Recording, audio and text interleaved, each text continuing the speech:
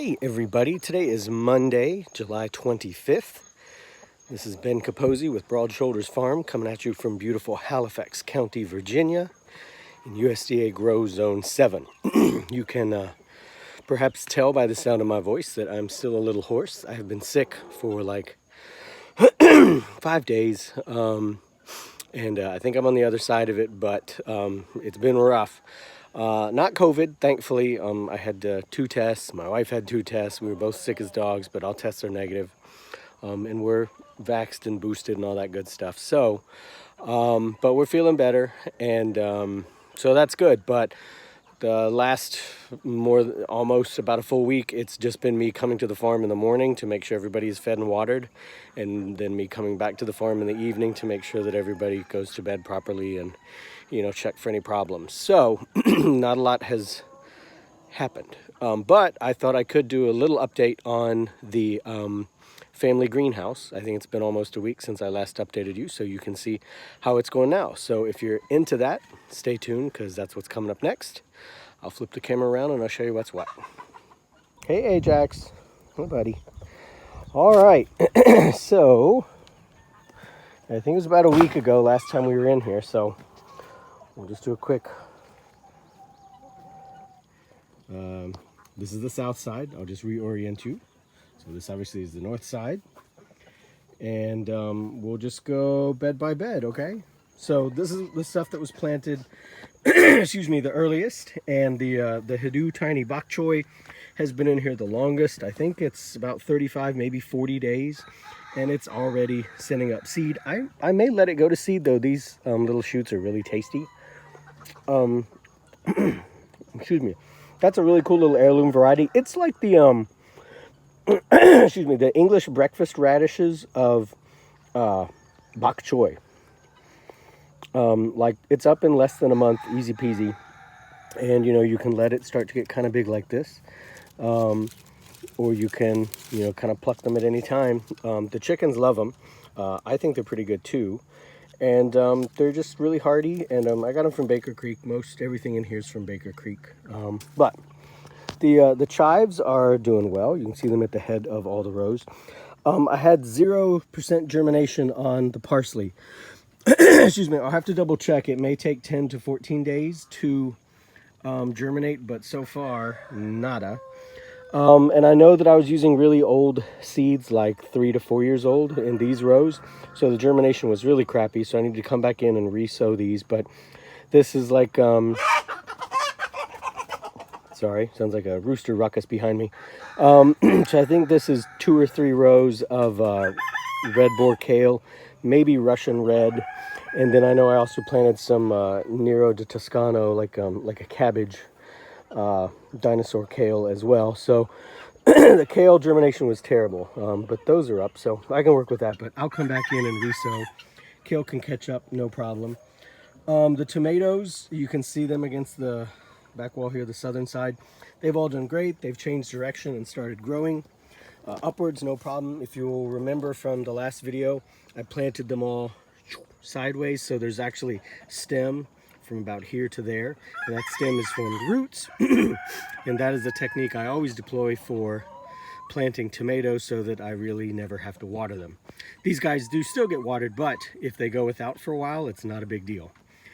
Excuse me. But they've all changed direction and are growing vertically now, and I need to come in and, like where this one has split, I need to take that off and take that off.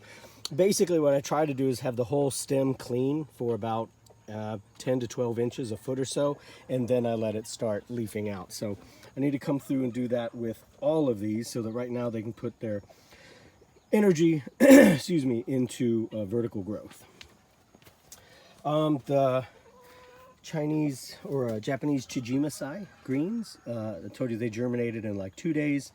They're coming along fabulously. Really excited to start eating those again. It's a really nutty, rich and flavorful green that I really like. It's versatile. You can cook it. You can make a salad with it. You can add it to stews if you do that sort of thing. It's great for doing that. Had 0 germination on the bunching onions. Again, that was pretty old seed, so I'll probably have to reinvest in some excuse me, seed for those. These 3 rows here were Chinese Yod Fa, which is like a cross between broccoli and asparagus. I grew that last year and I loved it. So I'm growing it again this year. Had great germination on that. And then the last 3 rows here are, this was Japanese giant red mustard, if memory serves. And these 2 rows did great. And maybe I only grew 2 rows, and this is like an errant seed that kind of spread over there. I know I also sowed some marjoram seeds in here, which would be great if they germinate, but we'll see. I'm a big fan of oregano, and it wasn't until I'd actually tried marjoram that I kind of realized like I liked it maybe even better. It's really, really flavorful seasoning, so recommended. All right, and if we go back to the, excuse me, sorry. Go to the rows here in the northern bed. My walking onions, on this side I did chives in the south bed interspersed with parsley. And on this side I did walking onions that I had starts already of with parsley. Again, pretty much looks like 0% germination on the parsley, and the chives have really, sorry, not chives, the walking onions have really struggled. So that's been a frustration. The Callaloo amaranth had really shoddy germination, and they've struggled. I think they're being eaten. Like, it looks like the tops are gone from them, so I think something's coming in here nibbling on them, which is crazy because there's plenty of amaranth everywhere, all over the farm. There's pigweed and, you know, all kinds of stuff like that. So anyhow, I think that's what's happening to those, but also the germination rate just looks bad. I know that seed was pretty old, so I probably need to re-sow those. The Chinese multicolor spinach, that bag of seeds looked so abused, and it looks like I got 0 germination on it. So, okay, that's to be expected. I think these were Red Russian or Ragged Jack, more kale, and it looks like it's done. You know, so-so. I could probably re-sow that. I did order, just to back up, I did order fresh packs of the Chinese multicolor spinach, and I'll get them in hopefully in the next day or 2. And you know, a lot of these I picked because they either don't care about the weather, like the kale. You can sow them anywhere. They're kind of like a Swiss chard. Or they really thrive in the heat. You know, it's August comes around for us and it's routinely pushing, if not exceeding 100. So I wanted to get plants in here that would not be bothered by that. So that was the thinking on a lot of these. This was, excuse me, man, what was this? This might have been more kale as well, more Nero di Toscano. Again, old seeds, looks like terrible germination, in that no germination, maybe one poor little soldier. I think this was Benihoshi, purple stemmed Mizuna. It did okay, but big gaps. I need to check the seed on that. This was just regular green stem, early Mizuna, the 2 rows, really spotty germination on that. I need to re-sow those. The Malabar spinach is doing great. The one on the left had been nibbled back by the chickens when it was still in a pot that I was keeping outside of the greenhouse. So it was set back a bit, but this one on the right, excuse me, that had been hanging out in here unmolested until I planted it, has, you know, 2 or 3 feet on the other one. But once it reached the top of the trellis, I still let it grow out a bit and it kept flopping down, but then I was able to wrap it around once, and now it's off to the races. So I'll probably get 1, 2, maybe 3 leads going up the trellis here, and I'll get 3 more from that one on the left. So looking forward to getting the greens from these. I told you last time, this is a really surprisingly good spinach substitute. I really like it. The larger leaves, you do start to really notice the excuse me, the quality that is usually described as mucilaginous, so mucus-like. It can get a little slimy like okra with the bigger leaves. The chickens love it. The smaller leaves are super tender without being slimy, and I really enjoy those. Over here, excuse me, as well as here, here, and here are just sweet potatoes. Excuse me, I'm sorry, y'all. Which I'm growing for the greens. And I guess I'll have a few tubers at the end of the season as well. Just like the sweet potatoes I planted out in the garden, They take about 2 to 3 weeks to really get happy, and then after about a month they start to take off. The ones out in the small raised bed garden I made have finally started to have growth that I would say is what I expected from sweet potato vines. So, you know, these are about 2 weeks behind, so maybe about mid-August they should really take off, and then I'll start training them up the cattle panel trellis as well.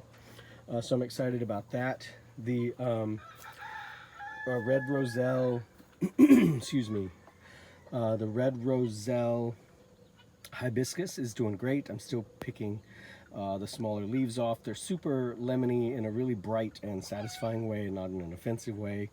Not like lemon balm. It's just much crisper and lighter, so I'm really enjoying that. And then these are more plants to be planted. And then on the outside, take this with me because I know the Boyds will enjoy it. The Boyds. And you might remember I also planted tomatoes out here. They've all changed direction and are starting to grow up. I sowed some different kinds of basil, and I'm seeing germination on those, so I'm excited about that. I threw in 3 sunflowers. So far, only 1 seems to have germinated, so I may replant the others, but the tomatoes are all doing great. They'll get a little bit taller, a little bit longer, and I'll start threading through my baling twine, and that's what I'm going to form the trellis for them out of, so that I can train them up that. And that in a nutshell is how the family greenhouse is going at this particular time on this particular day. So questions, comments, concerns are always welcome. Helpful critique as well. You can always follow More Adventures of the Farm on our Facebook and Instagram at Broad Shoulders Farm. Wherever you are, whatever you're up to, I hope that you're having a great time. Chick, chick, chick, chick. And stay happy and healthy and well, okay? I'll talk to y'all later.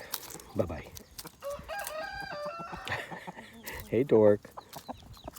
Get some before Ajax bullies you away. Good man. Ajax. Red, load up, buddy. Hi, Cross. How are you doing? How are you doing? All right, talk to y'all later.